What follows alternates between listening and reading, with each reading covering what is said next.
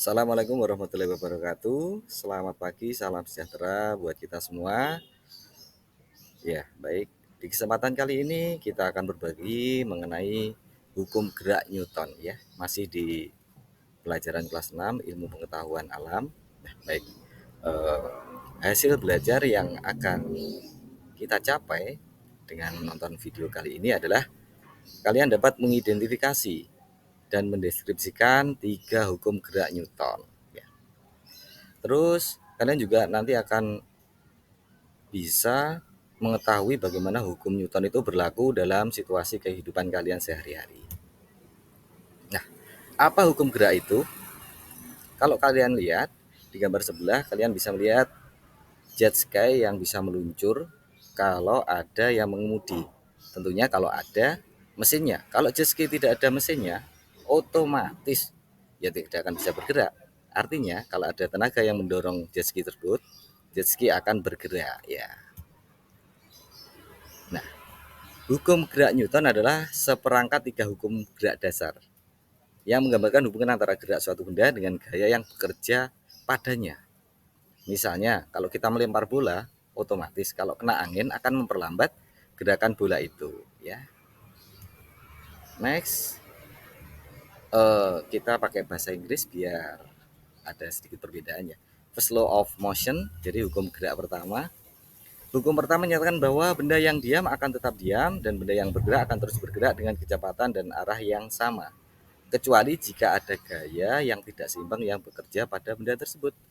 Konsep ini dikenal dengan hukum inersia. Ya, jadi kalau misalkan kalian lihat batu tetap diam di atas gunung, ya dia akan diam. Kalau kena angin, akhirnya batu tersebut jatuh. Nah, dia akan bergerak dengan kecepatan dan arah sesuai dengan angin tersebut. Oke. Ini contohnya adalah pemain basket ya. Gerakan luar tangan memberikan gaya pada bola agar memantul. Ya. Nah, di hukum kedua, percepatan suatu benda berbanding lurus dengan gaya total yang bekerja pada benda tersebut dan berbanding terbalik dengan masanya. Artinya, semakin besar gaya yang diberikan pada suatu benda, maka percepatan akan semakin besar. Dan semakin berat benda tersebut, maka percepatannya akan semakin lambat. Contohnya, truk dengan muatan yang berat tentu akan bergerak lebih lambat daripada truk kosong yang bergerak. Ya, naik.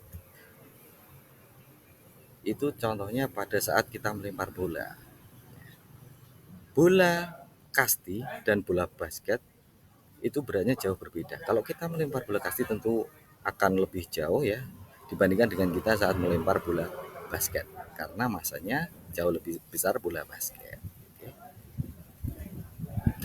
Untuk hukum yang ketiga gerak Newton itu menyatakan bahwa untuk setiap aksi pasti ada reaksi yang sama besar dan berlawanan arah. Artinya, jika suatu benda mengerjakannya pada benda lain, maka benda kedua akan mengerjakan gaya yang sama atau memberikan gaya yang sama dan berlawanan arah pada benda pertama. Contohnya adalah gesekan pada saat kita sehari-hari kalau kita di luar negeri ya, itu di salju. Ada gerakan saat kita memacu jet ski atau kita mendorong lajunya ski, memacu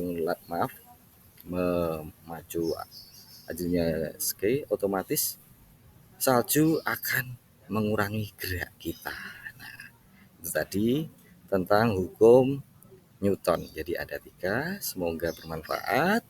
Akhirul salam, wassalamualaikum warahmatullahi wabarakatuh.